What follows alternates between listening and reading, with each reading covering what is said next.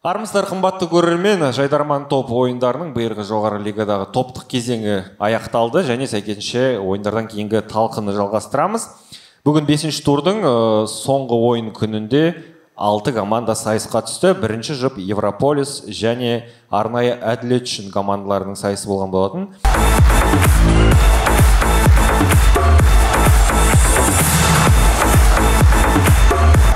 Өздері тікелей болмаса да топтағы басқа командаларының турнирлік жағдайына әсер ете алатын ойын болды және сәйкесінше Европолис 3-1 есебімен жеңіске жетті. Осы жұпқа қатысты бүгін бізде Қазылар алқасында болған Қанат мырза және Нұрболхан мырза және бүгін алғаш рет талқыда Жайдарман ойындарының жүргізушісі, президенті Жайдарман деген кім? Ол Есен Елеукен ағамыз келіп отыр және былайша айтайық, көрермен халықтың бір атынан Бәди Манатбек ағамыз келіп отыр. Ендеше бірден іске кірісейік. Алғашқы жұп Европолис және арнайы әділет үшін соңына қарай жалпы турнирлік топтық кезеңде жалпы общымда қорытындылай кетерміз. Бірінші кімнен бастаймыз? Қазылар алқасы бастап сөйлеп қалай қарайсыздар? Есаға бастап беріңіз.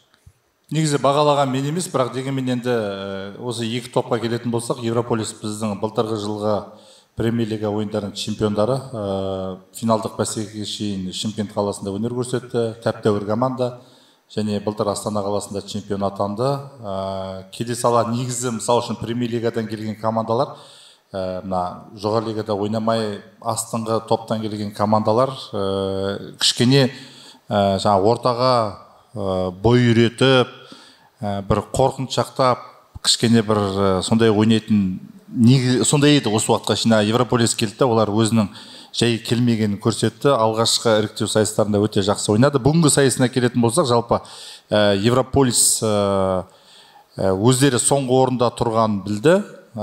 Сосын және солардың ойынына байланысты, нәтижесіне байланысты Рудный құрамасы да мүмкіндігі бар еді.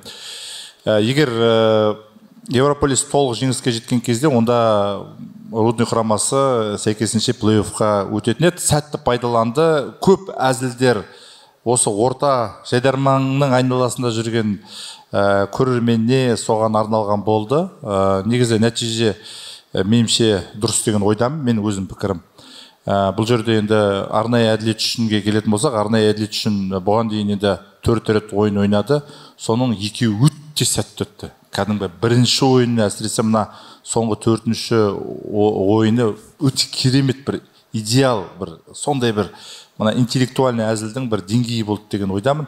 Бүгін енді сөздің ашығы алдыңғы ойындағыдай емес, басындағы мен туралы әзілі, кішкене бір ол не үшін егер бір сәтті шықпаса, оны ойнады деген. Енді әртүрлі пікірлер болуы мүмкін. Меніңше енді арнайы әділет үшін 1 ұпайға лайық деген ойдамын. Енді мен бұл көрермен есебінде пікірім. Сондықтан да мен де Қазылар алқасы емес, мен көрермен есебінде пікірімді айтып отырайын. Бізде 2 Қазылар алқасы, 2 көрермен ғой. Дәл солай. 3 көрермен. Жақсы позиция ұстап алдыңыз. Жоқ, позиция емес. Көп жағдайда мысалы үшін бір нәтиже болады, Қанат. Біткеннен кейін Қазылар алқасында ешқандай әңгіме болмайды, көп әңгіме маған келеді. Әр көрермен өзінің сүйікті командасы болады. Сондықтан меніңше арнайы әділет үшіннің ойындары әлі алда деп ойлаймын. Жақсы, былтырда плей-оффқа шыққан болатын. Мәди аға, осы бүгінгі ойын жалпы алғашқы жұптамыз әзірге Европолис пен арнайы әділет үшін есіңізде болса бүгінгі? Есімде, бірақ мен көрермен ретінде де дұрыс баға бере алмауы мүмкін. Өйткені анығын айтқан кезде бұрынғы телевизиялық формат бөлек екенде, жеке әлеуметтік желідегі формат тіпті бөлек екен. Енді араласып, енді түсініп жатырмын да. Ана ауылда біз балық аулаймыз Қызылордада. Соның шанышқына кіріп, жаңағы тығып, бірақ алынбаған балық қалима болып жүзіп жүреді. Я оны ұстамағансың, я суға қашып та кете алмайды. Мен сол қалима балықтың күйін кешіп отырмын да. Бірақ бұл тек плюс деп айта аламын. Сонда да шамамен баға беріп көретін болсам, бүгінгі Оралдың командасы Европолис. Шындайдан өзіме ұнаған жоқ ол. Бірақ ана салыстырмалы түрде ғой. Олардан кейінгі шыққан команданың, әділет үшін деген команданың маған әзілдері ұнаңқырады. бірақ олар сол әзілдерді барынша жеткізе алмады ма, қобалжып тұрды ма, солай. Онан кейін жаңа психологиялық қысым дегенді осы бүгін байқадым, кешеде байқадым. Оралдың командасы психологиялық қысымды жақсы жасады. Оны және олар білдірмей жасады. Жанкүйерлері қайта-қайта қолдап отырды, дуылдап, сол жағына да жығылып кеткен тұстар болған болар. Менің бағам осылай. Жақсы, Қазылар алқасында. Қанат мырза, дауыстарыңызды Еурополиске бердіңіздер ғой сіздер басында? Соған негізі арнайы әділет үшін өте сауатты команда ғой. Мен биылғы ойындарын көрген жоқпын, бірақ былтырғы алдыңғы жылғы ойындары өте бізде осындай команда бар Қазақстанда деп мақтанып айтуға болатын команда. Бірақ енді бүгінгі ойында ол таза ұтылып қалды, жеңіліп қалды. Халықтың да күлкісінің реакциясын байқауға болады. Сосын ана кісілердің әзілдері жаңағы Рудныйды өте сәтті пайдаланғаны, басында шыққанда олар біз бәрібір ұшып кетеміз ғой деп өтірік ойнай салған жоқ. Достойно бір чемпион, бір финалда бір таласып отқан ұқсап ойнаған үшін мен бал бердім соларға. Жаңа өзім дауысын бердім. Қандай күшті команда, бір ойын мықты болды деп айтуға. Енді арнайы әділет үшін бәрібір өтті ғой. Келесі ойында үлкен сабақ болады негізі.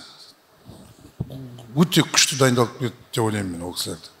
Бірақ енді кім чемпион болса да, әйтеуір мықты команда жеңімпаз болады. Батырып қалады. Максим Шайдич, бұған әлі келеміз, асықтайық. Осы жұп әзірге Еурополис басым көрдіңіздер, 3-1-мен? 3-1-мен.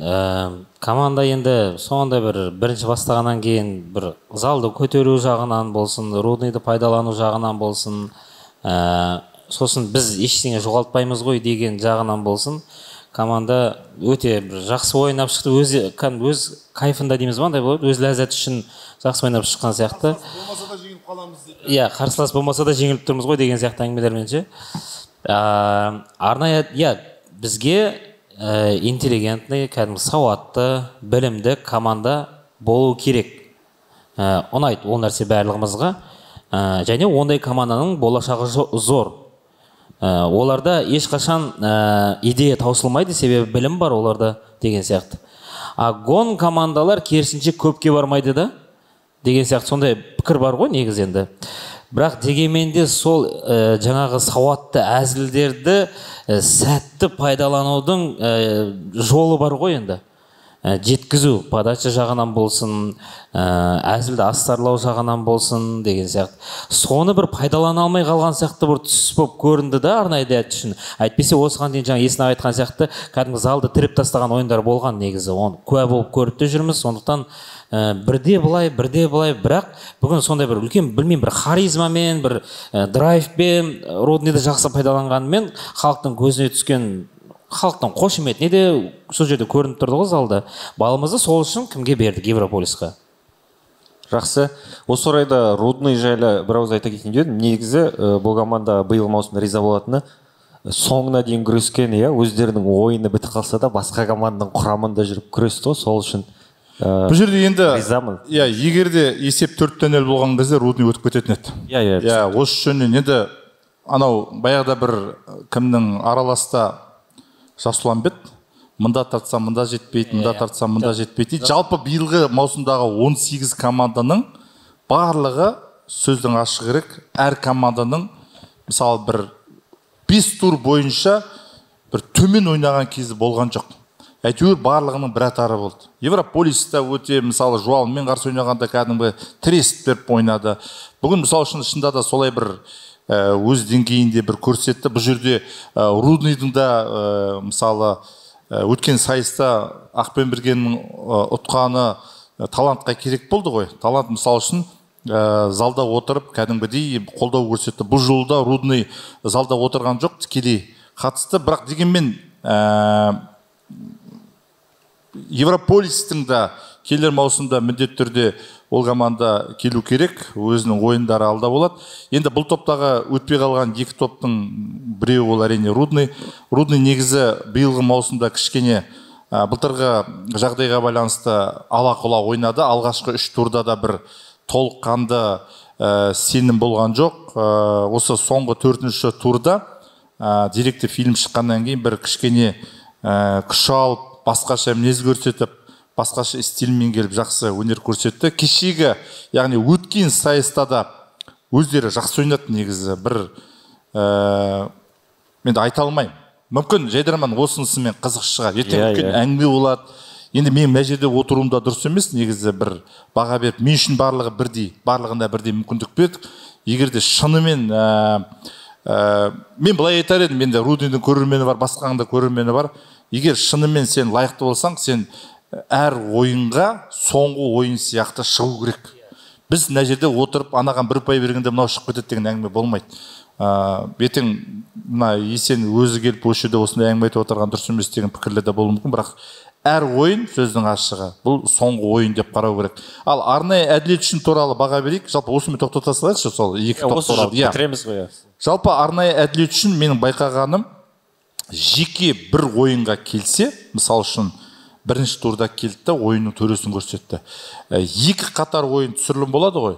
Сол кезде бір ойында ғана көрсетіледі, бір ойында көрсете алмайды. Осындай команданың бір өзінің несі бар, атмосферасы бар дейді ғой. Сондықтан алдағы ойынға бұл барын салады деген ойдамын. Жақсы, бұл жұпта жалпы бәрі түсінікті, өте тығыз топ болды және жақсы командалар ары қарай өтті деуге болады. Екінші жұпқа көшейік. Эверест және Абибас командалары турнирлік жағдай бойынша бұл командалар енді былайша айтатын болсақ, сыртынан енді шығармашылықта әртүрлі ситуация болған, бірақ енді ұпай бөліскен бұл екі командаға да тиімді болды. Және ақыр түбінде 2-2 есебімен аяқталды осы жұпқа қатысты.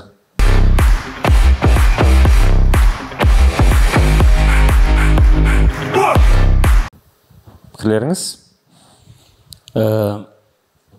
Эверест өте жақсы бастап берді ғой негізі.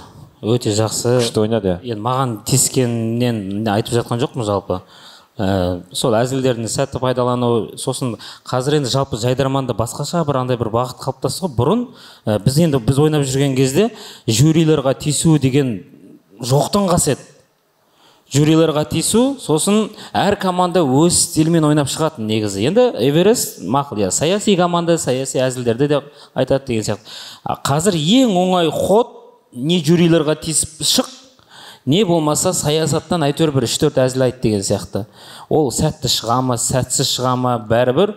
Бірақ бытовуха әзілдерді жаймен ұмытып бара жатқан сияқтымыз жалпы негізі. Жиза әзілдері бар деген сияқты. Жиза әзілдердің барлығы әлеуметтік желіде шығып кетті. Бүкіл вайн. Қояғы жиза деген. Жоқ, вайндар барлығы мысалы үшін әлеуметтік желіде бүкіл қысқа нұсқа әзілдің бәрі шығып, сөздің ашығы мына жерде ойналуы көп командалар сәтті шықпайды.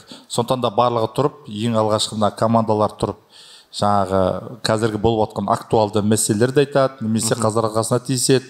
Бірақ енді Эверест командасының бір артықшылығы әр келген қазылар алқасын толығымен зерттеп шығады.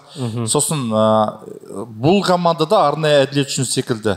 Мысалы үшін алғашқы ойынында олар міндетті түрде қазіргі болып жатқан актуалды жағдайларды өте жақсы зерттеп әдемі жеткізе алады. Мен сөзімді аяқтаған жоқ едім, просто жаңа сіз айтып. Мен Эверест жалпы сол саяси әзілдерге негізделген команда ғой, жалпы қоғамдағы болып жатқан болсын, билікке болсын деген сияқты. Және жюрилерға оның осы уақытқа дейінгі әзілдердің барлығы сәтті шыққан негізі Эвересттің. Осы уақытқа дейінгі команда сол үшін халықтың көрерменнің көңілінен орын тапты. Абибас кез келген ойында Абибасты бірақ нәрсе құтқарады менің көз қарасымда. Ол не бір тычка, бір әзіл, немесе сол моменттегі бір екі адамның блогы, может мына екеуінің блогы, мына екеуінің блогы деген сияқты, или бір қыз келіп тиісіп кететін болды ғой, бір сондай бір момент қана құтқаратын бір қатты бізді жюрилерді орнынан тұрғызып жіберетіндей осы уақытқа дейін ойын болған. Бірақ ол нәрсенің ешқайсысын бүгін көрген жоқпыз негізі. Мен көре алмадым бірақ шынымен. Сондықтан бір өздерінің деңгейіндегі ең төменгі уровеньде ойнап шықты деп ойлаймын мен Абибасты бүгін. Мен Абибасты шын мен бүгін тани алмай қалдым, қалай болды деген сияқты. Мүмкін өздерінде бір оверенс пайда болмай өтіп тұрып қой деген сияқты. Содан кейін кішкене бейқам қарады ма деген сияқты. Енді турнир ойынның алдында толық өтіп тұрды деп айту қиын шығар, өйткені жоқ, олар не 1 балл, не 2 балл алсақ та деген сенімділік болса командада, болды, олар қалай болсын маңызды емес, әйтеуір ойнап шығады деген сияқты. Бәрібір өзіміздің самоирониямыз бар деген сияқты, халыққа өтімді деген сияқты. Рұқсат болса. Жақсы. Жаңағы қай командалардың атын ұмытып отырмын. Эверест және Абибастың жұбы. Эверест, Жеребе деген бар ғой. Осы Жеребе Эверест деген командаға серік болмады деп мен санаймын. Егер осы Абибаспен егер Жеребеге түспеген кезде Эверест алдындағы командамен түскен кезде ол топтық кезеңде ойнау керек. Менің өзім пікірім ғой. Бір бас биік тұрды мынау Эверест барлық командадан. Енді Абибастан демеймін, олардан кейінгі командадан. Тек жол болмай қалды деп ойлаймын. Салыстырмалы түрде сосын Эверест деген топ осы Жайдарманның нағыз үлгісін көрсетті менің ойымша. Дауыстарын қойылған, әзілдері нық, барлық тақырыпты зерттеп дайын келген. Мен енді бір жерде қосып өтейін, жалпы Эвересттің басында міндетті түрде актуалды және Қазылар алқасына 1-2 әзілі сәт шығады, содан кейін 1-2 әзілмен ең соңғы блогы кез келген ойында нүктесін қоятын еді. Бүгін ондай блог болған жоқ. Абибас туралы. Абибас әлі өзінің күшін сақтап келе жеткен секілді. Абибас енді былтыр өте қарқынды бастады. Былтырғы 1-2 қалаға барғаны, содан кейін маусым ашарда жалпы Абибасты халық күтеді. Абибастың өзінің жеке бағдарламасы бар. Абибас енді кішкене күшін сақтап отырған секілді көрінді. Алдағы плей-офф кезеңдерінде егер осындай ойын өткізетін болса, онда ол команданың болашағы қиындау. Жақсы, бұл жұптан 2 команда да өтті.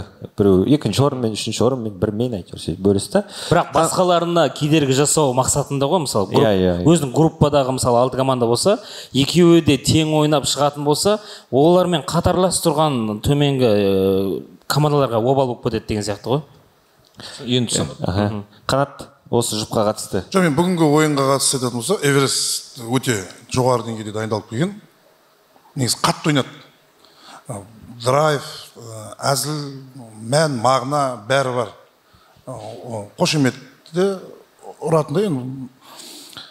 Абибас енді шынымен де Нұрболхан айтып отқандай, бүгін Слави төмен деңгейде ойнап шықты. Жаңағыдай ғой, өтетінін біліп тұрып, мүмкін мықты әзілдерін келесі ойынға сақтап отқан шығар, бір тактика шығар деп қабылдайықшы. Командалар тактикамен осы 5-ші турда тактикамен ойнауды да жаймен бастады ғой. Бұған дейін барынша қалай болды, бірақ енді ойнап келді. Бірақ қазір жаймен уже тактика қолдана бастады деген сияқты. Ондай бар. Бір-біріне көмектесу деген өз ұтылып атса да, анау тең түсіп қалса, мынау өз шығып кететінін біліп тұрып, бір-біріне көмектесу уже бұл жерде үлкен кәдімгідей үлкен соғыс болып жатыр негізі командалардың арасында, бір-бірінің арасында. Сондықтан көрермендер ренжуі мүмкін, анау неге анаған шықты, мынау не үшін балым мынаған беріп жіберді, онда мынау ұтылып тұрса, мынау қалай шығып кетті деген сияқты. Құрметті көрермендер, жалпы енді кесте бойынша, Жайдарманның жалпы қазір жүйесі бойынша негізі сондай. Жақсы, бұл жұпта салыстырмалы түрде қазылар тең деп бағалады, 2-2 және 2 топта сәтті түрде өз тобынан шығып плей-оффта әлі кездесеміз. Енді атышулы соңғы жұп бізде Батыр қала және қыздар емес.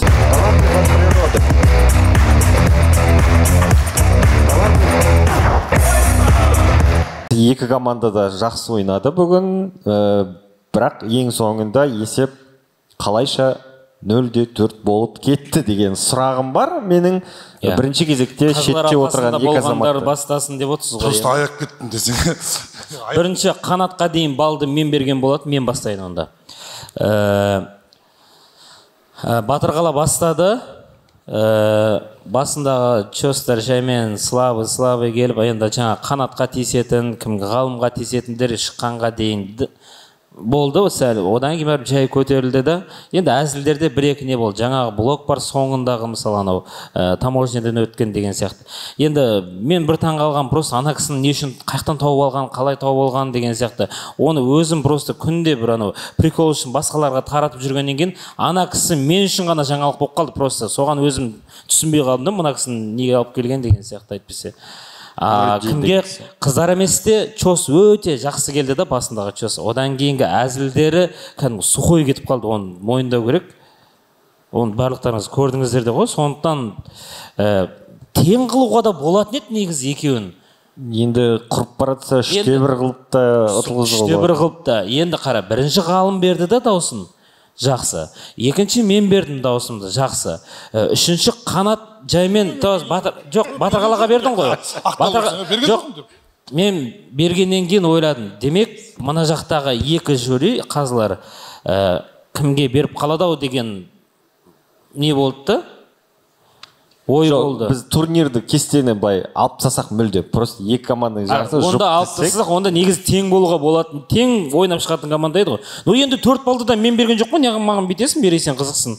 Енді біреуге бірдеңе деуім керек. Біреуге бірдеңе деуім керек болғанда енді 4 балды мен берген сияқты қылып енді не сияқты ренжіп отырсың да. Батырғала негізі күшті ойнап шықты, еңбектенген, дайындалған, келесі ойындарға деген олардың андай желаниесі мықты болып тұр ғой. Қыздар емес Семей. Қыздар емес Семей, ол бұрынғы уровень көрсетпеді ма? Негізі күшті команда ғой, бір жақсы ойнайтын. Бүгін білмеймін енді. Мүмкін Батырғалаға олар солай дайындалып шанс берді ма? Білмейміз енді. Батырғала сәтті шыққан әзілдері болды, сәтсіз болды, бірақ еңбектенген, іздеген, халыққа керек адамды тапты. Не нәрсеге күлгісі келеді, соны берді. Енді Пониға қарағанда Ажижан әлдеқайда қызық қой енді. Тауып, еңбегін бағалап, мен өз даусымды соларға бердім. Бірақ 3-1 болады шығар деп ақталып отырсаң. Жоқ, енді Мерейдің жюриларға сен ренішің бар сияқты, білмеймін, нейтралкада қалуың керек еді, бір ренішіңді білдіріп отқан сияқты болып тұрсың. Ұшып кеткен командаларға сауап. 4 шанс берілді, 4 ойын берілді, мықты болса 4 ойынды алып шығу керек еді негізі. Міне көкпет. Ұшып кетті ма, Родный ұшып кетті ма, Дежавю ұшып кетті ма, тағым ұшып кетті. Сауап болды ұшып кетсе. 2-ақ ойын берілген жоқ қой жайдарманда. Алдыңғы ойын не бүгін шешуші ойын деген сияқты. Мықты болса, алдыңғы ойындарда көрсету керек еді өзін. Менің пікірім осы. Көрермендер ренжит, ол түсінікті. Себебі қарсылас команданың, болмаса ұшып кеткен команданың жанкүйерлері жазады комментарийға. Біз оған етіміз үйренген, сондықтан көрермендердің де ырқына қарай бүйтіп жығыла беруге болмайды, болмаса көрерменді жюриге отырғызып қойық мына жерге. Менің айтарым осы. Ұшып кеттіңдер ма? Сауап. Шансты пайдалана алмадыңдар ма? Сауап болды осы айтарым. Көкпет дейтін анау несін басты. Жоқ, мен оңға қойдым көкпет дегенде. Сәтті әзіл, Мәди мырза осы ұшып қатысты. Мен енді осы соңғы 2 ойынға кәсіби деңгейде баға бере алмайтынымды түсініп отырмын. Осы подкастқа қатысатын білген болсам, қағазымды, қаламсабымды әкеліп, әр әзіліне шұқшиып отырған болушы едім. Жоқ, көрермен есебінде әсерім өзім таңғалдым. Егер жаңағы Батырғаланың қарсылас командасының аты қалай еді? Қыздар емес. Олар ұтылып қалмаған күннің өзінде менің ұғымда олар тең түскен еді негізі. Шын айтам. Әрберден олар жеңіп те тұрған еді менің жеке көрермен бағаммен. Бірақ қалай олардың 4-0 жеңіп қалғанына мен таңғалдым. Сосын Батырғаланың киім киісі де, өзінің ұстасы да шын айтам маған еш ұнаған жоқ. Керісінше анау Тұрсынбек деген баланың әзілдері, шығысы, кірісі бір өзі болса да алып шықты деп ойлаймын ол команданы. Бірақ осылай болды ғой енді. Мерей, сенің ойынша бүгін соңғы жұптың қанша болу керек еді?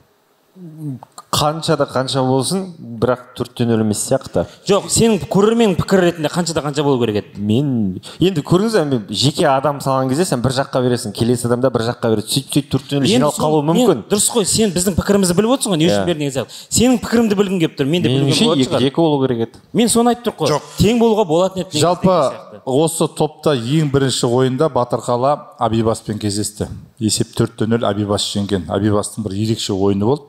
Батырғалада жаман ойнаған жоқ. Сол кезде Батырғаланың көрермені бар, жетекшілер бар, біраз өкпесін айтты. Енді көбісі қаздар алқасын айтпайды. Маған шығып, ең болмағанда 1 ұпай алады, неді ғой деген сол кезде сондай пікір болған. Бүгін керісінше болып отыр. Негізі қыздар еместе 1 ұпайға, ең болмағанда 1 ұпайға лайық еді. Енді өткен сайыста, мысалы үшін Алатау SU Дәнекерді алып келді ғой. Мысалы бір жоқ жерден шығып, Дәнекер шықты да, бір айналдырған 3-4 минутта бір 4-5 күлдірді да, сөйтіп мысалы шығып кетті. И сол Алатау есебінің жеңісіне бір үлкен себепкер болды. Бүгінде мысалы үшін жаңағы Азизжан дейді, шын аты Нұрадин. Мен білмеймін, бір-екі жерден көрдім, бірақ халық танып соншама қошемет көрсеткеннен кейін шынында да ол танымал адам екен. Енді мені жаңағы көрермендер сөгіп жатыр, мен барлығын көру мен мүмкін емес енді білуім.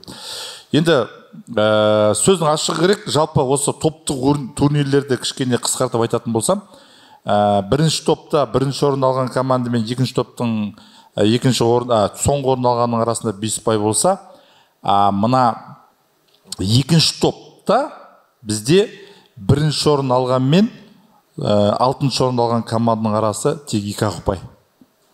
11 ұпай алған бас жүлде Абырой, сосын 4 команда 10 ұпай алады, соңғысы 9 ұпай алады.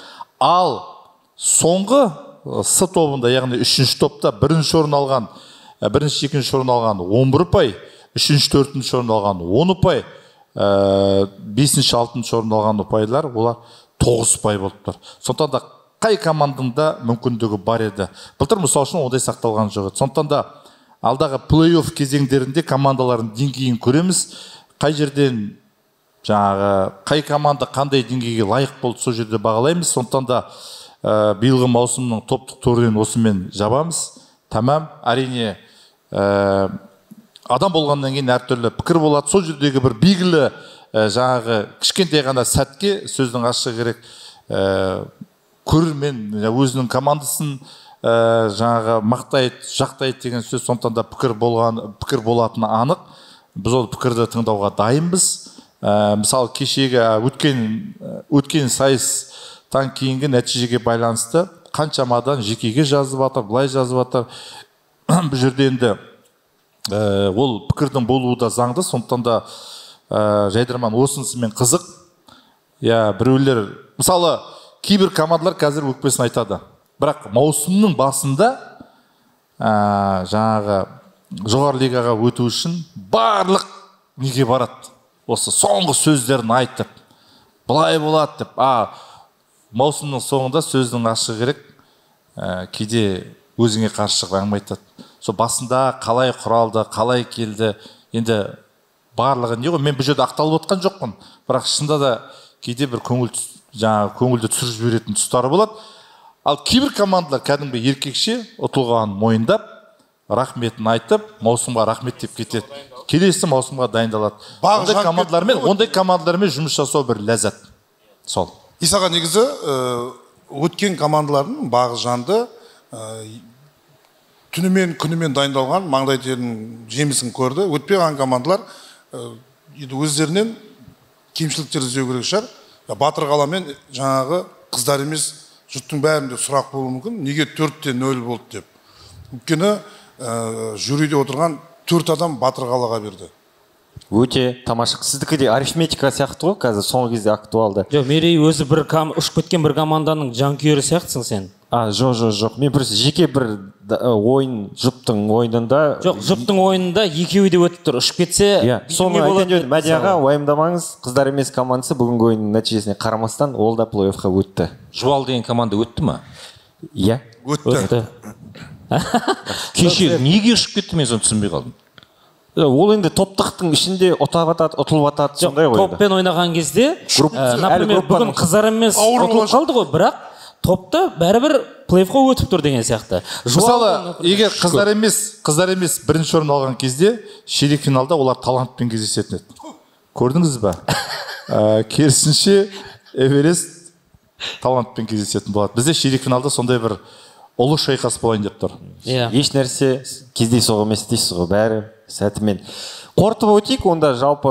Мен енді қорытып өтейін. Сөздің ашығы керек, бірінші топта мысалы Индер командасы бір ерекше мінез көрсеткен команда. Алғашқы жылы шығып, кәдімгі көп командалармен тіресіп. Мысалы екінші топта Рудный командасына тоже, мысалы үшін, ол да өкінішті. Үшінші С тобында, менімше, екі топта өте жақсы ойнады. Дежавю бір ойлайды жақсы команда қойды, бірақ Дежавюда, мысалы, Абибастың ұтқаны, анан біраз командаларға кәдімгідей бой бергені, ол да бір ерекшелік болды. Мысалы, біз ойладық, Дежавю ширек финалға шығады деп. Сонымен қатар мен ойладым, біз емес, мен ойладым. Медиумда мысалы соңғы 2 ойында өте жақсы ойнады. Медиум бір ерекше кәдімгі өсіп келе жатқан команда. Сондықтан да бұл жерде ұшып кеткен командалардың ешқайсысын бөліп айта алмаймыз. Бәрі лайықты. Ертең бұл әңгіме болатын. Мысалы үшін мыналар 2 ұшып кетті, өздерінде сол керек деген әңгіме болмайды. Бұл әңгіме болады, оның өзінің көрермені болады. Сондықтан да Жайдарман бұнымен тоқтап қалмайды. Алдағы маусымда да қызықты командалар көп болатын сөзсіз. Осыдан артық Қорытындылайында тұрайыншы мен, ренжімесеңіздер. Аяқтаймыз. Иә. Жаңа айттым, бізде енді неше жыл, мысалы 2008-ден бері 2014-ке дейін, 14-15-ке дейін ойнадық та, 6-7 жыл жоқ. 6-7 жылдай ойнадық қой Жайдарманда. Білмеймін, сахнадан жюри бал бермей қойса, бір сахнадан ренжіп кетіп қалып, болмаса қайтадан келесі маусымға келмейміз деп, ондай ешқашан мінез көрсетпегенбіз ғой Есін аға сізге. Қазіргі жастар білмеймін, неге оларды бәрі тез болу керек оларда. Неге олар тез Жайдарманда чемпион болып кету керек олар. Неге олар халықтың ықыласына тез бөленіп кету керек. Саған біреу ұрыстыма кетті. Жоқ, мен командаларға ренжіп жатырмын, жаңа ренжіп жатқан командалар. Ұшып кеткен командалар маған. Ой, ешкім ренжіген жоқ. Жоқ, Есін аға. Сізге келді ма? Ол кісілердің жетекшілері келіп бізге ренішін білдіріп жатыр. Солай ма? Иә. Мен сол үшін айтып жатырмын. Басқа командаларға сабақ болсын, ұшып кеттіңдер ме, тағы да айтамын, сауап сендерге. Мүмкіндік берілді, пайдалана алмаған өздеріңнен көрдіңдер. Ұшып кетсеңдер, пожалуйста, келесі маусым бар, келесі маусымда келді, дәлелде тағы да деген сияқты. Неғып енді барлығы чемпион болуға асыға, чемпиондықтан кейін не істейсің мысалы, айтшы ал. Тағы да жоқ болып кетесің болды. Халық сен бір ойыннан 2 ойын 2 ай көрмесе, жарты жыл көрмесе, ұмытып та кетеді сен. Бір нәрсені айтып өтейін. Сөздің аузында. Сен де ұмытып кетесің ол командалар. Сабыр айналайын, сабыр.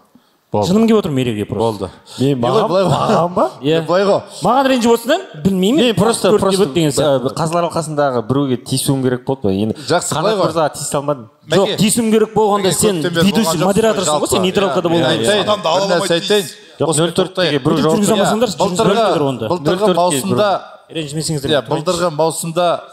жауап былтырғы маусымда, ой сөйлейші құрсын.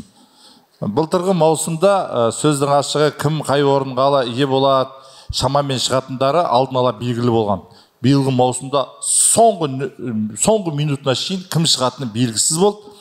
И командаларға айтарым, әр ойынға стратегиялық түрде дайындалу керек екені осы чемпионат көрсетіп берді. Есін аға, егер осы ойында жаңағы халықтың көрерменнің фавориттері ұшып кетсе, демек қайырлысы сол. Келесі ойында, плей-оффтарда, финалда, демек сізге қазіргі плей-оффпен шығып тұрған командалар өте жақсы ойын болады деген ойдамыз. Демек осылай болу керек болды осылайынан болды.